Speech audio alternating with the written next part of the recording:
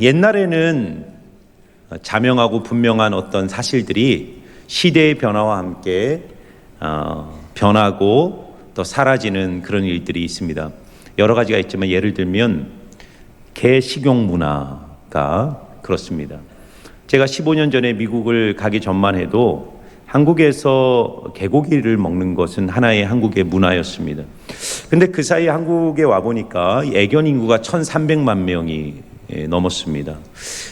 애완견에서 명칭도 반려견으로 명칭이 바뀌었습니다. 반려견이라는 것은 무슨 뜻이죠? 평생을 함께하는 가족이다, 이런 뜻이죠. 가족을 어떻게 잡아먹습니까? 그래서 올해 개 식용 금지법이 통과되었습니다. 그러니까 여러분, 우리 한국 문화에서 개고기를 먹는 것은 어떻게 보면 반만년의 역사 속에서 이어오던 하나의 문화였는데 시대의 변화와 함께 이제 역사 속에서 완전히 사라지게 된 것입니다. 대표적인 한 가지를 말씀을 드린 것입니다. 이 역사와 세상은 끊임없이 격변하기 때문에 더구나 요즘은 더 그렇죠. 과거에, 어제에, 몇십 년 전에 너무나도 분명하고 당연했던 것들이 오늘은 사라지거나 이상하거나 받아들일 수 없는 일들로 변화되는 것들을 우리는 늘 경험하게 됩니다. 자, 그런데 그리스도인들은 어떤 사람들입니까? 시대의 변화와 상관없이 영원한 진리를 믿고 살아가는 사람들이 그리스도인입니다. 여기에 그리스도인들의 고민이 있습니다. 늘 변하는 세상 속에서 우리는 어떻게 변하지 않는 진리의 확실성을 붙들고 살아갈 수 있는가?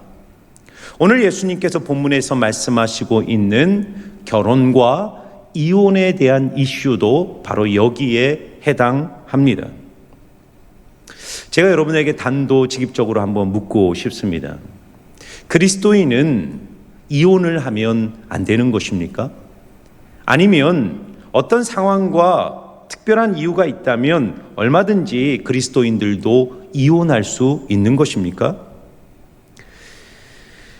오늘 예수님의 이 결혼과 이혼에 대한 가르침을 가지고 끊임없이 격변하는 이 불확실성의 시대 속에서 우리는 어떻게 확고하고 분명한 진리를 가지고 살아가야 하는가의 문제를 여러분과 함께 나누기를 원합니다.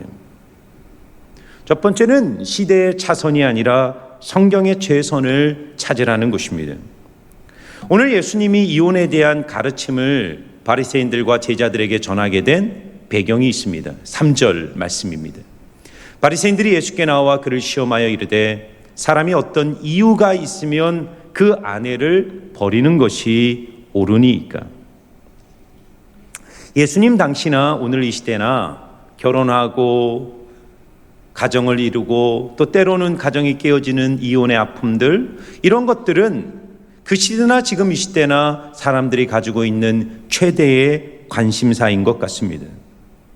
유대인들은 어떤 사람들이었냐면 삶의 여러 가지 정황 속에서 구약 성경을 삶의 절대적 규범으로 삼고 살았던 민족이었어요. 그래서 결혼에 대한 그들의 최고의 규범은 창세기 2장 24절의 말씀이었어요.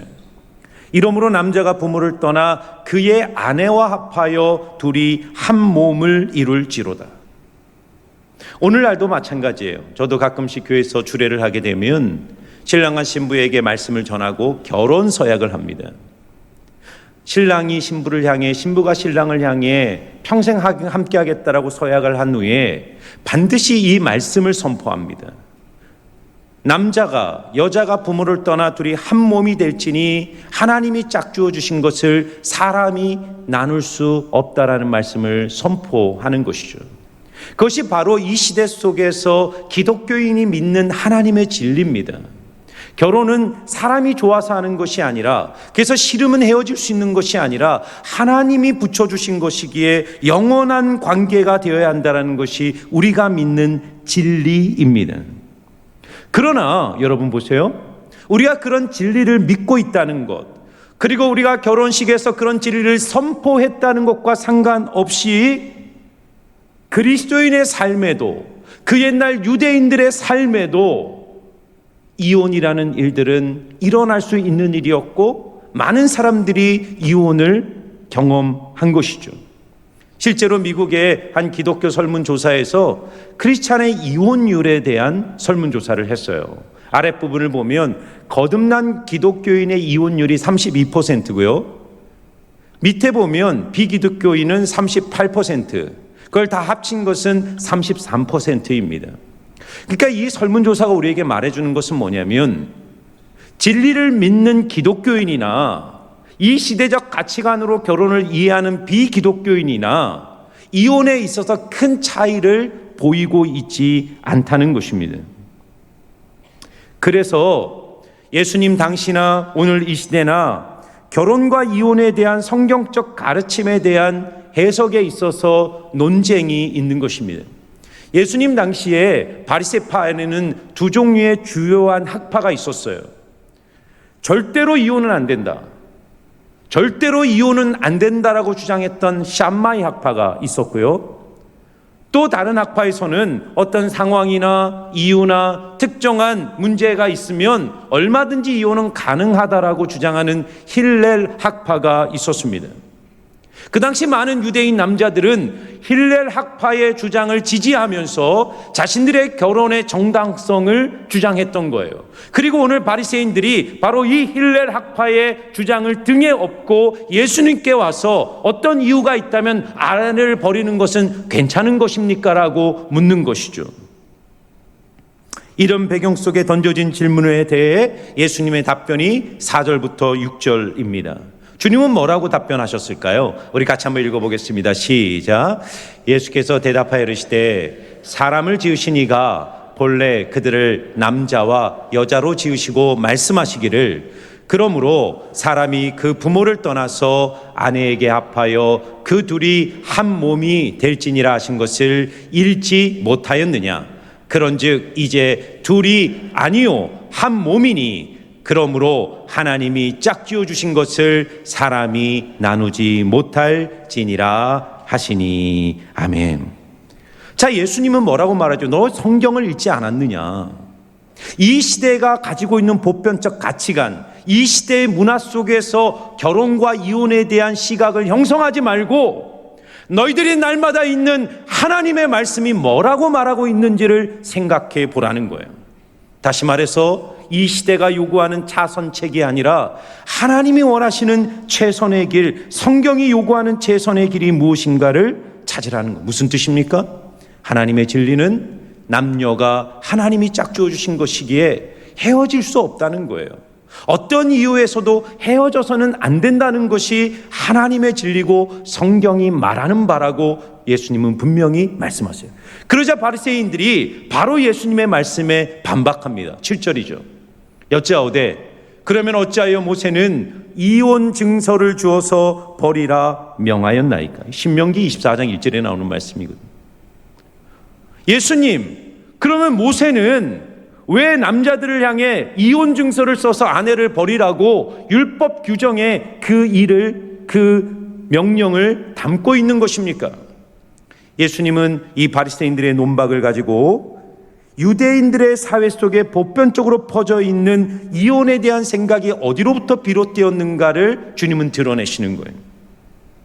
이혼 증서를 써주고 이혼하라는 모세의 율법, 이것에 의해서 유대인들은 너무나도 많은 이혼을 아무런 양심의 가책이 없이 결정하고 선택하는 일들이 있었던 것이죠. 예수님은 너희들의 결정과 가치관의 근거를 모세의 율법에 두지 말고 변하지 않는 하나님의 진리 위에 세우라고 말씀하시는 것입니다. 여러분, 자, 오늘 우리의 삶에 적용해 볼까요? 오늘 이 시대의 현대인들은 성경의 진리를 대단히 권위적이고 배타적이라고 생각합니다. 오늘 현대인들이 가지고 있는 매우 중요한 가치관은 인생의 주인은 나고 내가 인생의 주체이기에 나는 모든 것을 독립적으로 주체적으로 스스로 판단하고 결정해야 된다는 것이 현대인들의 인생관입니다. 그런 현대인들에게 성경의 진리는 매우 고압적이고 권위적이라는 것이죠. 그런데 여러분 한번 생각해 보세요. 과연 인간이 완전히 주체적이고 독립적으로 사고하고 결정한다고 생각하십니까? 우리가 어떤 결정을 할 때 이미 우리의 마음과 생각을 선점하고 있는 어떤 욕망, 어떤 철학, 어떤 이미지, 어떤 삶의 가치관이 우리 안에 이미 작동하고 있는 것입니다. 완전 진공 상태에서 생각하는 사람들이 있습니까? 완전 진공 상태에서 무엇을 선택할 수 있습니까? 아니죠. 이미 내 안에 들어와 있는 무엇인가에 우리는 주체적으로 판단한다고 주장하지만 사실은 그렇지 않습니다. 그러면 내 안에 들어와 있는 이 사상과 철학과 삶의 가치관과 이미지는 어디로부터 오는 것입니까?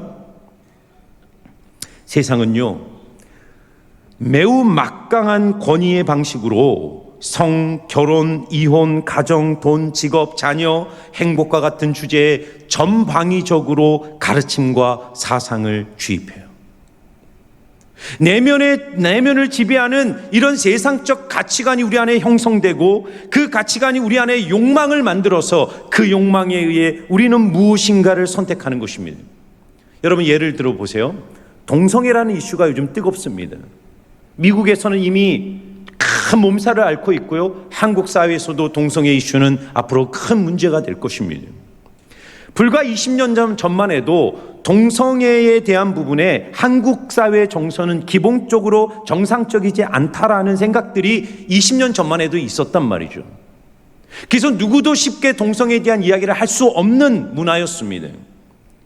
그런데 지금 이 시대는 동성애를 차별과 인권의 문제로 전환해 버렸어요. 성소수자의 인권을 존중해라. 동성애를 반대하는 것은 사람을 차별하는 것이다라는 문제로 전환했어요. 근데 이런 방식이 어디로부터 오냐면 영화와 소설과 문학과 드라마와 같은 여러 가지 대중매체와 이 세상을 형성하는 내러티브적인 방식으로 우리의 마음속에 보이지 않게 스며든 거예요. 여기에 있는 대부분의 기독교적 배경에서 자란 여러분들은 동성애를 아무런 문제 없이 반대하지만 여러분의 자녀들만 해도 달라요. 자녀들에게 물어보세요. 기독교인 자녀들도 마찬가지입니다. 나는 동성애는 반대하지만, 나는 동성애자는 아니지만 동성애자들을 차별해서는 안 된다라는 것이 기본적인 대답입니다. 그래서 누군가가 동성애는 잘못된 것이고 정상적이지 않고 그것은 죄라고 말하는 순간 그는 반인권적, 반사회적 존재라고 사회로부터 지탄을 받는 세상이 되었어요. 그럼 여러분 한번 생각해 보세요. 이런 시대적 분위기 속에서 하나님의 성경에 남과 여자를 구별하여 창조하셨고, 그리고 남자가 남자로 부끄러워 있는 일을 행하는 것을 성경이 분명히 죄라고 규정하지 않았다면 과연 우리는 어디서 동성애는 잘못된 것이고 그런 동성애적 흐름을 저항하고 반대할 수 있는 기준과 이유를 우리는 어디서 찾을 수 있습니까? 불가능하죠. 제가 동성애를 말하는 이유는 이 세상의 모든 이슈가 그러하다는 것입니다. 하루가 다르게 급변하는 세상 속에서 우리는 삶의 기준과 가치관을 어디에서 찾습니까? 무엇이 옳고 그른지를 우리는 어디서부터 대답을 줄 수 있습니까? 이혼도 마찬가지예요. 유대인의 시대나 이 시대가 말하는 결혼과 이혼에 대한 보편적 생각이 중요한 것이 아니라 성경으로 돌아가 하나님께 묻고 하나님이 원하시는 것이 무엇인가를 찾아야 하는 거예요. 그래서 기독교인들은 진리의 사람이 되어야 돼요. 하나님의 말씀을 통해 내 삶에 말씀하시는 음성을 들어야 됩니다. 성경적 결혼관, 성경적 재정관, 성경적 부모관, 성경적 직업관, 하나님의 성경의 진리에 기초하여 내 인생의 가치관을 세우고 거기로부터 하나님의 진리를 따라가는 자들이 기독교인인 거예요. 그러므로 사랑하는 여러분, 성경으로 날마다 돌아가시기를 주의 이름으로 축원합니다. 삶에 고민이 있고 인생에 혼란이 올 때 다른 곳에서 인생의 해답을 찾지 말고 하나님의 진리가 기록된 성경으로 돌아가 성경 속에서 길을 찾는 여러분들 되시기를 주의 이름으로 축원합니다. 그럼 두 번째 질문이 생기는 거예요. 그렇다면 과연 우리가 진리를 알고 있다면 그 진리대로 살 수 있는 능력이 우리에게 있는가? 이것이 오늘 본문이 우리에게 두 번째 던지는 질문이에요. 여러분, 성경은요, 성경이 가정에 대해서 전하고 있는 명확하고 변할 수 없는 진리는 일부 일처제입니다. 물론 이슬람 국가라든가 또는 우리나라만 해도 조선시대까지만 해도 우리나라도 일부 다처의 문화들이 있었단 말이죠. 오늘 이 시대도 몰몬교 같은 경우에서는 일부 다처제를 하나의 진리로 받아들이는 종교나 국가들이 있습니다. 그럼에도 불구하고 수천 년의 역사 속에서 변할 수 없는 하나님의 진리는 남자와 여자가 부모를 떠나 둘이 한 몸이 되는 것입니다. 그것이 변할 수 없는 성경의 진리예요. 그런데 여러분 보세요. 그 진리를 믿고 따랐던 창세기에 등장하는 아브라함과 야곱과 이삭과 요셉은 이 진리대로 살아냈습니까? 아브라함이 일부 일처자였나요? 야곱은 아내가 몇 명이었습니까? 4명이었죠. 그들이 하나님의 사람이었고 하나님의 진리를 아는 사람이었음에도 불구하고 그 시대의 문화 속에 영향을 받아 일부 일처제의 삶을 지켜내지 못했단 말이에요. 다윗도 마찬가지 아닙니까? 하나님의 마음에 합한 사람이었다고 칭찬을 받았지만 그런 다윗도 왕이었기 때문에 그 시대의 왕들이 첩을 거느릴 수 있는 문화 속에 있었기 때문에 다윗도 일부 일처제의 진리를 지켜내지 못하고 많은 아내를 거느리는 그런 일들을 행한 것입니다. 하물며 오늘 이 시대에 복잡하고 다양한 이 포스트 모더즘의 시대 속에 변하지 않는 성경의 진리를 따라 산다는 것이 쉬울까요? 절대로 쉽지가 않습니다. 우리는 여기서요 매우 중요한 한 가지 진리를 생각해야 됩니다. 남자가 그 부모를 떠나 여자와 합하여 둘이 한 몸이 된다는 이 진리는 타락하기 전 죄가 없던 아담과 하와에게 주신 말씀이었어요. 그래서 아담이 하나님이 하와를 만들어서 아담 앞에 데리고 오셨을 때 하와를 볼 때 가장 먼저 했던 말이 뭐죠? 내 살 중에 살이요 내 뼈 중에 뼈다. 이것은 죄 없는 두 남녀가 그리스도 안에서 완전한 일치와 연합을 누릴 수 있는 것의 상징적 고백으로 나오는 것입니다. 그런데 여러분 바로 3장에 가면 어떤 일이 벌어집니까? 아담이 선악과를 따먹고 하와가 선악과를 따먹자 가장 먼저 드러난 현상이 뭡니까? 아담과 하와가 서로의 벌거벗었음을 발견하고 서로를 부끄러워하며 그리고 서로를 원망하고 서로를 비난하는 분열과 깨어짐이 3장에 곧바로 나타나요. 여러분 오늘날 결혼이란 무엇이냐면 그 이면에는 죄인인 원죄를 가진 두 사람이 만나 한 몸을 이루어가는 과정이 결혼입니다. 그렇기 때문에 결혼 안에는 많은 아픔과 고통과 상처가 있는 거예요. 창세기 2장의 말씀은 죄 없는 아담과 하와와 에덴에서 주어진 말씀이지만 그 말씀을 가지고 살아가야 할 우리의 현실은 에덴이 아니란 말이에요. 우리는 여전히 죄성을 가진 존재이고 우리 존재 밖에는 유혹과 거짓이 난무하는 세상을 살아가기 때문에 그리스도인들조차 하나님의 진리를 붙들고 사는 것이 너무나도 어렵고 힘든 일에 틀림없습니다. 그렇기 때문에 율법이 주어진 거예요. 왜 하나님이 이혼 증서를 써서 아내를 내보내라는 이 모세의 율법이 왜 주어졌을까를 주님은 8절에 이렇게 대답하세요. 예수께서 이르시되 모세가 너희 마음의 완악함 때문에 아내 버림을 허락하였거니와 본래는 그렇지 아니하니라. 바리새인들이 뭘 물었다고? 자신들의 행위의 정당성의 근거를 얻고 싶어서 예수님께 묻는 거예요. 예수님, 분명히 모세도 이혼 증서만 써준다면 아내를 버려도 된다고 하지 않았습니까? 예수님 뭐라고 말하죠? 아니야. 모세가 이혼 증서를 써주라고 한 이유는 너희의 완고함, 완악함, 너희의 죄성 때문에 준 말씀이라는 거예요. 율법은 죄성 때문에 주어진 차선책이지 최선의 길이 아니라는 거예요. 인간의 욕망을 통제하고 인간으로 하여금 그 죄가 더 폭발하지 않도록 인간을 억누르고 통제하는 수단으로 하나님이 율법을 주셨지 그것은 본래 너희들이 가야 될 길이 아니라고 말씀하는 거예요. 성도는요 율법의 길을 걷는 자들이 아니라 진리의 길을 걷는 거예요. 그리고 우리가 진리의 길을 걸으려고 할 때 부딪히는 인생의 고민과 실존적 어려움이 뭐냐? 우리의 능력과 힘으로 절대로 진리의 길을 걸을 수 없다는 사실을 깨닫게 되는 거예요. 율법은 우리를 위선과 형식주의와 기만으로 우리를 인도해요. 그러나 우리가 정말 하나님의 진리를 붙들고 그 진리대로 살아내려고 몸부림치는 순간 깨닫는 것이 있어요. 내 힘으로, 내 능력으로 절대로 진리를 살아낼 수 없구나.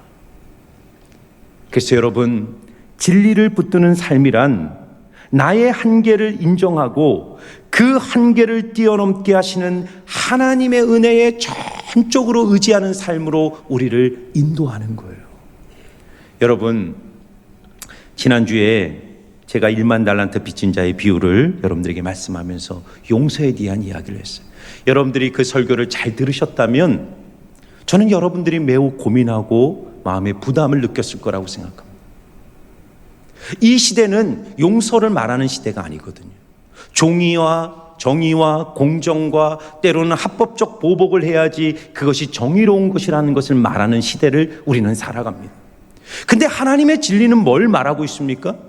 무제한적 무조건적 용서를 하는 것이 그리스도인이라는 거예요. 왜요? 우리가 1만 달란트 빚진 자였는데 하나님이 그런 우리를 용서하셨기에 그 용서를 받은 자로서 마땅히 용서하는 것이 너희를 향한 하나님의 진리라는 거예요. 이 진리를 깨달으셨나요? 그럼 여러분 이 진리대로 살아보려고 몸부림쳐셨나요?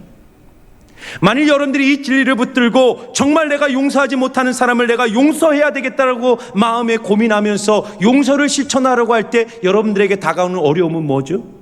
진리는 알지만 용서할 수 없는 내 자신을 발견하는 거예요. 목사님 용서가 안 되는데 자꾸 용서하라면 어떻게 하라는 겁니까? 그래서 우리에게 필요한 것은 뭐냐면 진리와 함께 성령의 은혜가 필요한 줄 믿습니다. 하나님이 주신 진리에 성령의 불이 붙을 때 그 진리가 이론이나 관념이나 종교적 규율이 아니라 내 삶을 바꾸고 내 삶에서 하나님의 진리를 행할 수 있는 능력의 불이 되어 내 인생을 변화시키는 하나님의 은혜로 내 삶에 작동하는 것을 경험하게 됩니다. 그래서 그리스도인은요, 말씀으로 돌아갈 뿐만 아니라 또한 동시에 기도의 자리로 들어가는 기도의 사람이 되어야 하는 거예요. 지난주 목요일 날 우리 교회에서 선교적 교회 세미나를 했습니다. 한 170명의 지역교회 목사님들이 다 오셔서 특별히 설교에 대한 좋은 강의를 들었습니다. 이번에 주제가 강해 설교 작성법입니다. 그래서 오신 교수님이 거의 한 강의의 90%는 방법론에 대한 이야기를 하셨어요. 성경을 어떻게 해석하고 성경을 어떻게 조직하고 그것을 어떻게 구성하고 어떻게 명료하게 전할 수 있는가에 대한 방법론의 이야기. 굉장히 탁월한 강의였습니다. 근데 정말 중요한 핵심은 강의가 끝나는 마지막 20분에 전하셨는데 그것은 바로 설교문에 대한 작성이 아니라 설교문을 작성하는 것보다 더 중요한 것은 바로 이 설교문을 가지고 강단에 서서 전하는 설교자의 설교 행위 외에 설교자의 행위 위에 성령의 기름 부으심이 임해야 한다는 거예요. 내가 아무리 탁월한 설교문을 작성하고 완벽한 진리를 준비해서 강단 위에 설지라도 그 설교문과 그 설교문을 전하는 설교자의 심령 위에 성령의 기름 부으심이 없다면 절대로 그 진리는 사람들의 삶을 변화시킬 수 없다는 것입니다. 그래서 설교자는 책상 위에서 열심히 설교문을 작성할 뿐만 아니라 무릎으로 기도실에 들어가 하나님 이 설교문 위에 성령의 불을 내려주십시오라고 기도해야 된다는 거예요. 여러분 우리의 삶도 마찬가지입니다.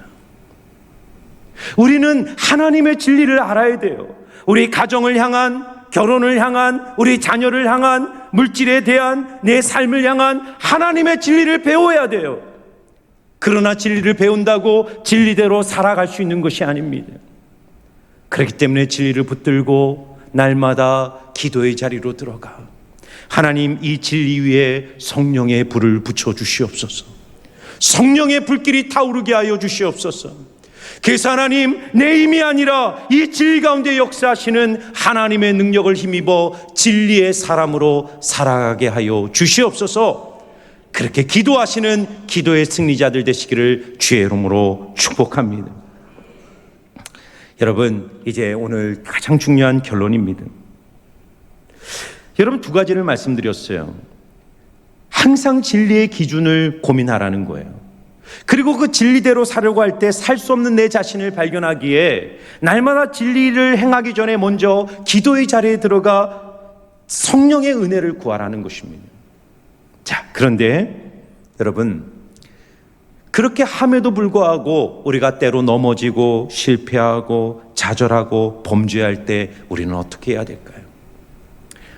오늘 예수님은 이혼 증서를 써서 아내를 내보내라는 이 모세의 율법을 하나님이 이스라엘 백성에게 주신 이유가 무엇인가에 대해서 마지막에 말씀하세요. 여러분, 당시 고대 유대 사회는 남성 중심적 사회였어요. 여성은 물건이었단 말이죠. 그러니까 그런 남성 중심적 사회에서 여자를 버리는 것은 마치 키우던 강아지를 버리는 것처럼 쉬운 일이었습니다. 더구나 유대인 남성들은 신명기 24장 1절의 이 모세의 규정을 악용하여 자신들의 이혼의 합법적 근거로 마음속에 가지고 있었어요. 이거를 권위라고 생각했던 것입니다. 24장 1절을 보면 사람이 아내를 맞이하여 데려온 후에 그에게 수치되는 일이 있음을 발견하고 그를 기뻐하지 않으면 이혼 증서를 써서 그의 손에 주고 그를 자기 집에서 내보낼 것이요. 그러니까 아내에게 수치되는 일이 발견됐다, 그러면 이혼 증서를 써서 집에서 내보내라는 거예요. 이 말씀에 대한 해석이 샴마이 학파는 엄격했기 때문에 수치되는 일이란, 아내의 수치되는 일이란 아내가 성적 범죄, 예를 들면 간음이라든가 남편 이외의 남자와 성적인 부도덕함을 행했다면 그 일이 발견됐을 때면 그 아내를 내보내라. 그 일 외에는 절대로 이혼은 안 된다라고 정했던 것이 샴마이 학파예요. 근데 힐렐 학파는 앞에서 말씀드렸지만 훨씬 유연하게 현대적으로 인간의 욕망에 부합한 방식으로 이 말씀을 해석했어요. 그래서요, 아내가 밥을 하다가 밥을 태우면 이건 아내의 수치다, 내보내라. 아내가 반찬을 했는데 짜거나 맵다, 마음 안 들면 이혼 증서를 쓰고 손에 들려주고 내보내라. 자기 아내보다 훨씬 이쁜 여자를 어느 날 발견하면 그 이유 하나만으로도 이혼 증서를 써서 아내를 내보내는 일들이 유대 사회에 비일비재하게 일어났거든요. 그러니까 여러분, 오늘 뒤에 본문은 다루지 않았지만 예수님이 그런 일은 절대로 안 된다라고 얘기했을 때 제자들이 뭐라 그러냐면, 예수님, 그러면 남자가 차라리 결혼하지 않고 혼자 사는 것이 낫겠습니다.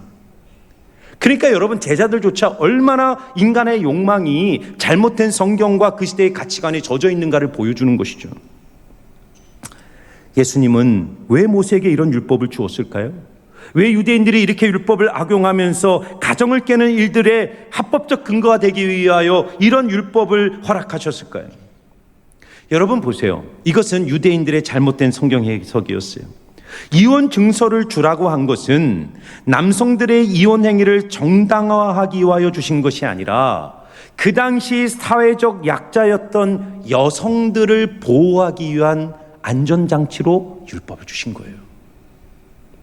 여러분, 만일 창세기 2장의 말씀을 그대로 지켜라, 이건 절대로 안 된다, 헤어지면 안 된다, 그러면 인간의 죄성, 완악한 인간의 이 완고함은 어떤 일을 벌일까요? 수단과 방법을 가리지 않고 더 많은 폭력과 악을 만들어낼 것입니다. 그래서 첫 번째는 하나님이 인간이 타락한 존재라는 것을 감안하고 그렇게 발생하는 인간의 죄로 인해서 나타나는 사회적 문제를 최소화하기 위한 방법으로 이혼 증서라는 보호장치, 남성들의 이 완고함과 완악함을 통제하기 위한 수단으로 이혼 증서를 준 것이고, 또 하나는 이혼 증서가 없이 버림받은 여성은 어떠한 사회적 경제적 보호를 받을 수 없는 세상의 최약자로 전락할 수밖에 없는, 결혼을 할 수도 없고 누구도 보호할 수 없고 재혼도 할 수 없었습니다. 그래서 하나님은 이혼 증서를 받은 여인은 그 증서가 합법적 이혼이었기 때문에 그 여성이 다른 남성과 재혼할 수 있도록 다시 살아갈 수 있는 삶의 희망과 꿈을 주도록 깨어진 여성들의 삶을 보호하고 지키기 위하여 이혼 증서라는 율법을 허락해 주신 거예요. 자, 이제 우리의 결론을 맺습니다. 여러분, 우리 결혼, 우리 인생을 향한 하나님의 진리는 분명합니다. 잘 들어보세요. 결혼한 두 남녀가 평생을 헤어지지 않고 사랑 안에서 한 몸을 이루어가는 것이 우리를 향한 변하지 않는 하나님의 진리입니다. 문제는 뭐냐면 죄성을 가진 인간이 결혼과 가정을 그렇게 지켜내지 못하는 거예요. 그래서 하나님의 진리를 붙들고 날마다 기도의 자리에 들어가 그 진리를 지켜낼 수 있는 사람으로 나를 변화시켜 달라고 성령의 은혜를 구해야 된다는 겁니다. 그런데 그럼에도 불구하고 우리의 연약함 때문에 가정이 깨어지고 이혼을 하고 그렇게 하나님이 원하시는 길에서 이탈한 영혼들이 있을 때 하나님이 원하는 건 뭐냐면 그를 정죄하고 비난하고 그를 저주하는 것이 아니라 그 깨어진 영혼을 끌어안고 그 영혼이 그 자리에서 하나님의 은혜로 다시 일어설 수 있도록 하나님께서 그 영혼을 새롭게 일으키시는 은총과 은혜로 그 영혼을 만나 주신다는 거예요. 하나님이 아담과 하와에게 뭐라고 말했습니까? 너 선악과를 먹는 날에는 정령 죽을 것이다. 이게 하나님의 진리였죠. 그러나 선악과를 따먹고 자신의 수치를 발견하고 부끄러워 무화과 나무 잎으로 옷을 가린 그 아담과 하와를 위해서 하나님이 하신 일은 뭐죠? 짐승을 잡아 가죽을 만들고 가죽 옷으로 아담과 하와를 덮어주시는 은혜를 보여주지 않습니까? 오늘 우리가 성경의 진리는 우리의 마음속에 분명하게 세워야 되지만 그 진리에 이탈한 내 자신이나 다른 사람들을 비난하고 정죄해서는 절대로 안 됩니다. 하나님은 우리가 어떤 모습, 어떤 자리, 어떤 위치에 있든지 우리가 그 자리에서 하나님의 얼굴을 구하고 다시 주님 앞에 나가면 변함없이 우리를 회복시키시고 새로운 삶을 출발할 수 있는 은혜를 주시는 긍휼의 하나님이신 줄 믿습니다. 그래서 여러분 고린도후서 5장 17절 말씀을 저는 마음에 묵상하게 되었어요. 우리 이 말씀 한번 같이 읽어보겠습니다. 같이 읽습니다. 그런즉 누구든지 그리스도 안에 있으면 새로운 피조물이라 이전 것은 지나갔으니 보라 새 것이 되었도다. 아멘. 얼마나 놀라운 말씀인가요? 누구든지 그리스도 안에 있으면 바로 그 순간 새로운 피조물이 될 거라는 거예요. 이전 것, 너의 과거로부터 이어온 너의 현재, 너의 실패, 너의 범죄, 너의 죄책감, 그것이 무엇이든지 괜찮아. 너가 바로 오늘 이 순간 그 모습 그대로 그리스도인 나에게 나온다면 나는 너를 새로운 피조물로 빚어줄 거야. 어제 한 어르신 집에 가서 세례를 주었습니다. 어머님께 잠깐 복음을 전하고 세례를 주고 그 옆에 우리 남편분 어르신이 계셔서 우리 어르신도 복음을 듣고 세례를 받으시면 어떻겠냐고 권면했는데 그 어르신이 그런 말씀을 하셨어요. 제가 20대 초반에 교회를 열심히 다녔는데 교회에 너무 실망하고 마음의 상처를 받고 교회를 떠났다는 거예요. 그리고 지금 70평생을 하나님 없이 세상에 죄짓고 내 마음대로 살았는데 하나님께 가고 싶은 마음은 있지만 하나님께 가려고 할 때마다 내 자신이 기회주의자인 것처럼 느껴진다는 거예요. 마음대로 살다가 죽기 직전에 그때 예수님 믿겠다고 하는 내 자신이 하나님 보시기에 기회주의자가 아닐까. 그래서 제가 그 아버님께 이렇게 말씀드렸어요. 아버님, 그것은 기회주의자가 되는 것이 아니라 하나님이 주시는 기회를 붙드는 것입니다. 하나님이 은혜 받을 기회를 주시는 거예요. 우리가 어떠한 모습이든지 어떤 모습으로 우리가 지금 서 있든지 상관없이 하나님이 내미시는 은혜의 손길을 붙들으면 바로 그 즉시 하나님은 우리의 영혼을 치유하시고 우리의 죄를 용서하시고 우리를 구원하시고 우리를 하나님의 백성으로 삼아주십니다. 그래서 아버님, 지금이 은혜 받을 만한 때요, 지금이 구원의 날이니 주저하지 마시고 진리 앞에 나오시기를 부탁드립니다. 이렇게 말씀을 드렸어요. 혹시 여러분들 중에서도 혹시 내 모습을 보면서 하나님 앞에 나가는 것을 주저하는 분들이 있습니까?